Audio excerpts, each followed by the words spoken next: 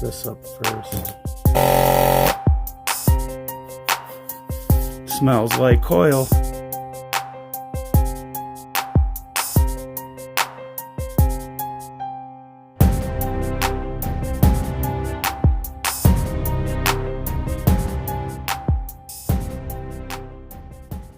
What's going on, guys? Welcome back to the channel. Today we're going to be taking an in-depth look at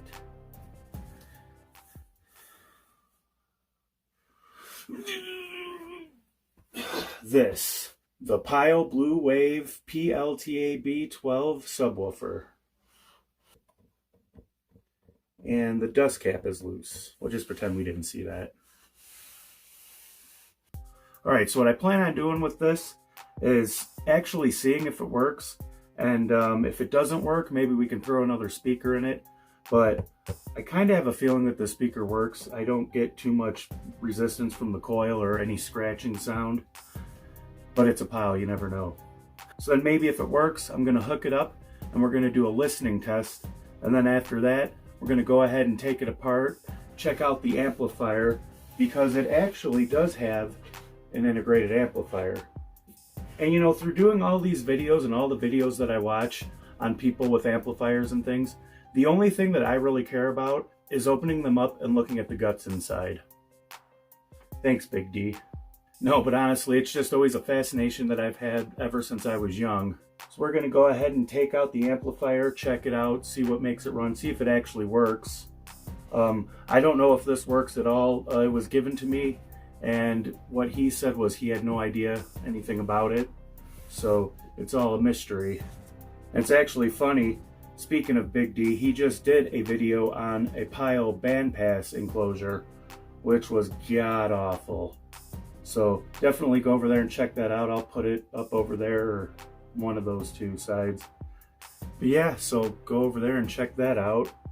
In the meantime, I'm going to go ahead and get everything set up and get some 12 volts up here, and then probably take the output from my Denon going to my other subwoofer amplifier, because that's already a low pass signal and all that. So we're going to go ahead and let's hook it up and see what happens.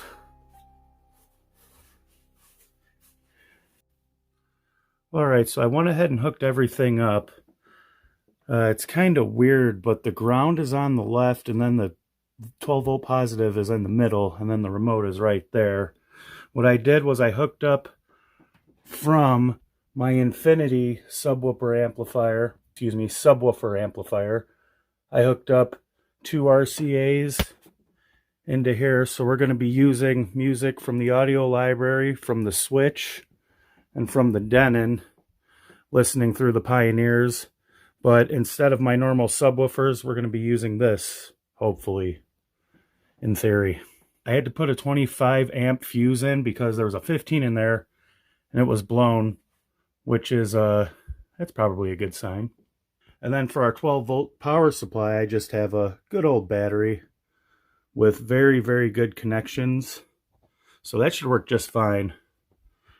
Probably don't ever do this, and don't ever use speaker wire too. I would imagine I wouldn't if I was you. And I'm going to use these to jump the remote wire. Alright, so here we go. Got everything all hooked up. Let's go ahead.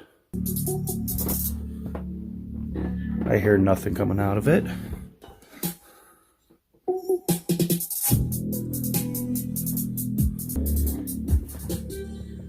Uh-oh.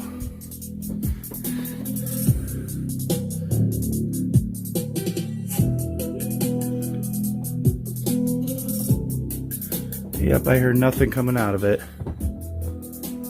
Everything's all hooked up. Maybe that's supposed to be blue? I'm not sure.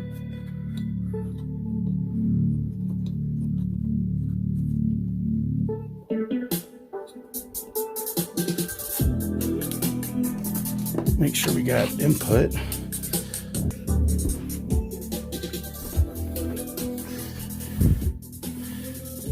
Yep, I'm getting absolutely nothing from this.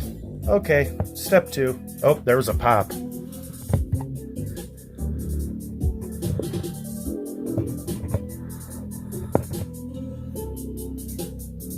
Okay, step 2. Alright, I just wanted to show you guys real quick what it sounds like with an actual subwoofer.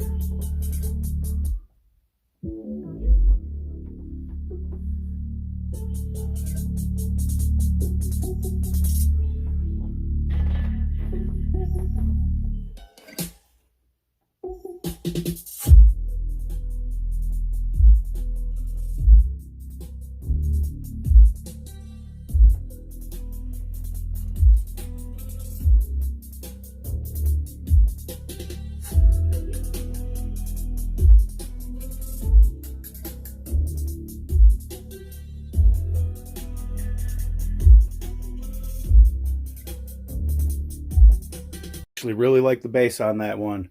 That one's called Stealth Mode, Tube Backer, and Rex Lambo. But yeah, any of you content creators looking for bass, try out that one. Sounds pretty good. Ugh. Auto mode it is. Yeah, so that really didn't work. So I've already had this speaker out because I did a short on how to check speaker impedance, and it checked out to be 3.5, so I figured the speaker was okay. That's why I kind of went ahead and ran with the sound test. But for some reason, yeah, it's not working at all. So I would imagine the best thing to do from here is to go ahead and take the speaker out and maybe hook up another speaker and just see if it's getting any type of audio signal at all. And then if from there, if it's not working, I guess we can go ahead and check out the amplifier board and maybe try to diagnose that. I probably won't put too much time or effort into it because after all, it is a pile of blue wave goodness. Not really. But yeah, so I think the next thing to do is probably go ahead and rip that speaker back out again. Now I noticed there's some damage to the speaker and it seems like it's been glued in there. So I think somebody's already kind of did a repair on it. A lot of the screws are just kind of like half falling out. So, and actually the whole baffle behind this is actually broken. So, you know, I kind of knew I wasn't going to get too much or get too far with this, but I just kind of wanted to hear if it worked. If we can get it working, what I might do is take another 12-inch woofer and put it in there and then just try to do a listening test. And I don't know why, but because I'm bored. Well, the plot thickens. And honestly, I should have caught this, guys, but I figured since there was 2 sets of leads, this was probably set up for either a single or dual voice coil. But first off, I should have known that when the second pair of leads was this small, it probably wasn't going to be going to the speaker. Now I could tell just by looking at the circuit that these are the ones that are supposed to go to the circuit. And if we look, you can see the power and ground terminals coming in, which actually feed this. Now this enclosure is supposed to have a funky like grill on it that lights up. And whoever took that speaker out just hooked everything up to the speakers. And so what's happening is, you know, current is going in and it's sending DC straight to your speaker. So I'm guessing that other speaker is not good.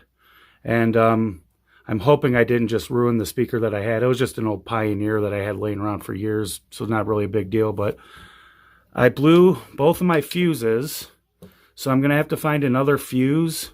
But I think I'm just going to snip these and try it again and see if we can't get any sound out of this thing. But that's definitely the problem. And like I said, I should have seen that. And we get an early peek at the board, so we'll go over in a little bit more depth later, but nothing to write home about, but I guess not horrible.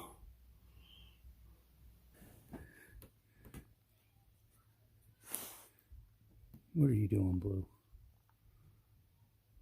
Just moping? That's fine. Alright, so excuse the loud kids, but what I went ahead and did was cut these leads just to get them out of there, and I pushed it through in there. Kind of interesting, this is sealed, which I guess it has to be because you'd lose a lot of air through that, but this box is not very good quality. Literally everything on it is really not good quality, but anyway, I'm going to go ahead and flip this back on there and go ahead and set probably like 1 screw into it, and that's it. and flip it around. I'm going to try it again. So hopefully it'll work now. Yeah, so I think we might be cut short here. I keep putting fuses in it and it keeps blowing them. So I don't know, maybe this will just turn out to be a little nap house for Garfield here. Although I do have another idea. Let's blow the PYLE blue wave. This will be fun. I think it still works.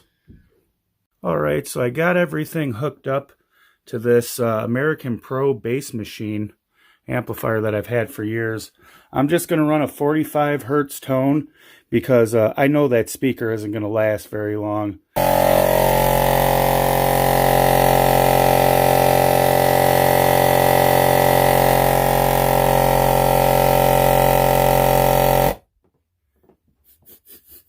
Smells like coil. I don't know if this thing can actually do it. Check that out. Alright, so we're going to go for a round 2 here. And it went out. Or no, I stopped it. Here we go.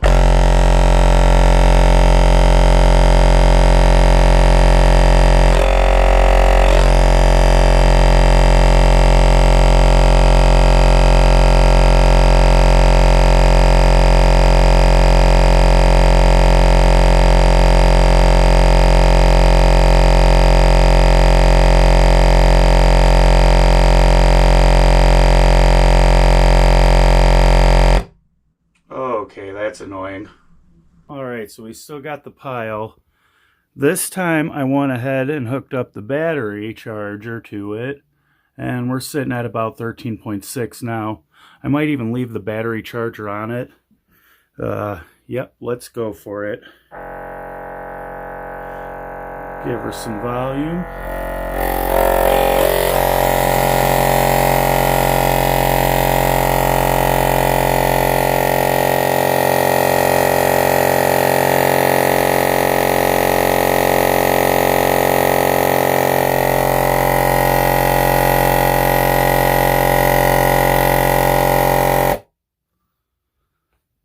Okay, and now just because I'm curious. Alright, so now what I did was I set the meter to the alternating current setting, and I also hooked up the leads to the speaker lead outputs.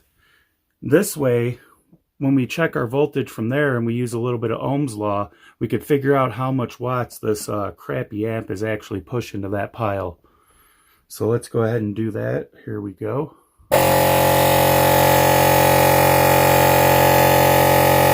Okay, so yeah, put it on the volts, not the millivolts.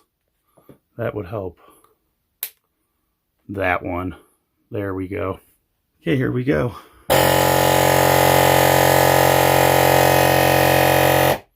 Alright, so it looks like 25 volts. Let's throw that into the ohms calculator and see how many watts that is.